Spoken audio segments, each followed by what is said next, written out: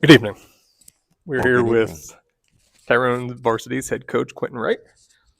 Quentin, we want to talk to you about your upcoming week. You have two dual meets and a tournament. Yeah, we got Chestnut Ridge here tomorrow. It's at home, Tyrone Gym, and then very next day we're going down to Northern Bedford. Don't going down to their gym, and actually Northern Bedford was the very first dual meet I ever coached in. So it's a special place for me to go down there. And then at the end of the week, we got the Panther Classic, which is always a extremely tough tournament. And we look for Kyle Scott to repeat as the winner down there, and hopefully get a few more guys on the podium. So your first dual meet with Northern Bedford. How did that one go? Well, we ended up winning pretty good, pretty substantially. But I had a bunch of guys on the team that were experienced. They've been wrestling for about 7, 8 years. And so compare that to this year, I have a bunch of wrestlers who probably about 1 or 2 years worth of experience out there. And so our goal is really starting with tomorrow with Chestnut Ridge. Let's go out there and let's finish a whole match. Our goal, unlike Huntington, where we didn't really make it to the out of the first period, we got to make it through every period. So we've been working on the last week ever since the Huntington match. Staying off our backs and really getting to the belly, arching our backs, keeping our heads up. So that's what we're really going to be working on tomorrow, and then the points will come, but we got to give ourselves a chance in a match. Yeah, so I think with Chestnut Ridge, obviously they're well known. That's a tough group of kids. Um, is there any? Obviously, we expect Kyle to go there and do well. Anybody else you really expect to do well? I know they're pretty tough top to bottom. Yeah, I mean, everybody in that, I just want my guys to compete well and finish a match. That's the main thing, is that I don't want my guys to be giving up while they're out there. And like I tell them, you got to give yourself a chance. And when you're doing something to roll to your back and you get caught there, you're not giving yourself a chance to win. So things like Reese Rawlings, where he almost had a pin in the Huntington match, then he gets pinned. Let's convert that this time. Let's get that pin. Isaiah Sahoni, Kyler Sahoni. Let's get those guys to finish those whole matches. They're wrestlers. They know how to wrestle. So let's finish the whole way through. Okay, and going Wednesday at Northern Bedford. Do you know much about their lineup? Now I haven't really looked into it. Just taking a day at a time. I know they're not as tough, but I'm not exactly sure how they match up, and I'll start looking at that after our match tomorrow uh, with Chestnut Ridge. Okay. And looking ahead at this weekend at the Panther Classic, 51 teams. Hmm. Looking looking ahead, you know how you look seed wise on kids. Obviously, Kyle's Yeah, probably number one seed. yeah, Can't he's imagine. he's going to be some number one seed. We'll get those Wednesday into Thursday morning. We'll get those seeds. I had to turn in the roster. Actually, everyone has to turn in the roster tomorrow night, but I turned mine in tonight. So, um, we'll see how it goes. I know like Tanner, Jonah, Kyler, those guys are going to repeat. Mason, that were on the podium for the Bloomsburg tournament, they're probably going to be doing well and hopefully placing just like they did at the Bloomsburg tournament. But the goal is to get everybody at least one win down there. Guys like Colton Fry, who he went down there and went 0-2 last year. Let's get him to go, win one more match or find his way through the bracket where he's on the podium.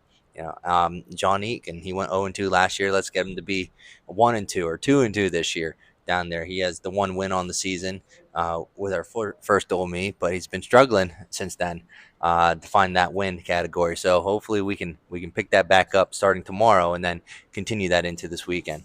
So, what are you seeing out of some of the young kids like a Colton Fry, who's second, third year out here, seeing improvement wise, and like the John Aikens?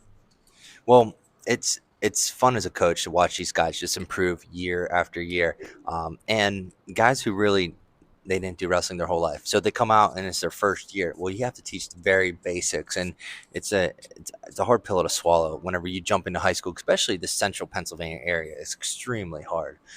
When you go outside this area, you find the competition's quite a bit weaker until you get down to the city Whippeal area, but it's just some of these guys get a little bit discouraged in this area. But like guys like Colton Fry last year, where I think he went like 1-13 or 2-13 last year, and he's already won 3 or 4 matches, and that's a big improvement. And that's just coming in the room and sticking with it, no matter what. Same thing with John Eakin. He's going to hit that podium this year.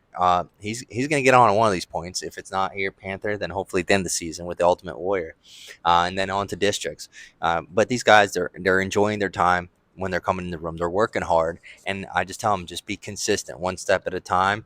Just try to get a little bit better each and every day, and you'll find your way. You're gonna find your way. And as a coach, that's what I enjoy most is watching these guys get better each day, and from year to year that they're improving and they're continuing, especially when it wasn't something that they've done at all their whole life. So you can see that a lot more whenever guys are very inexperienced. But then you see it a little bit too, guys like Mason Van Alman, where he's going to go out there and he's going to throw in legs whenever he's on top.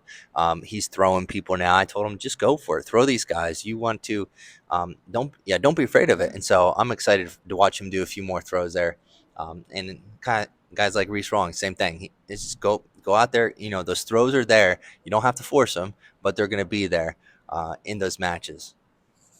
So, touching on the girls that we have on the team, you take all 6 girls to or 5 girls to Mystic County this weekend? Yeah, it's weird because with the high school wrestling is like they can't, even though Panther Classic has a girls tournament, because the girls are on my guys team, they're not allowed to compete in a girls tournament. That's just how the rules are real weird like that, because the girls are considered technically on the guys team and they can't compete in more competition points than what's available for our guys.